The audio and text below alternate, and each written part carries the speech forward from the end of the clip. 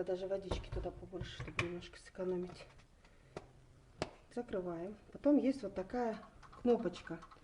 Из нее, да, из этого отверстия, посмотрите, да, выходит фейри. Вот что мне нравится, да, мне то, что удобно вот как бы мыть. Даже я сейчас пока не буду, наверное. Вот, смотрите, видите, уже мыльная.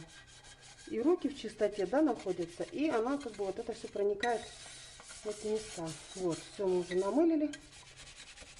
Вот, смотрите, еще труднодоступные места, вот эти, которые мы раз не можем, да, пролезть.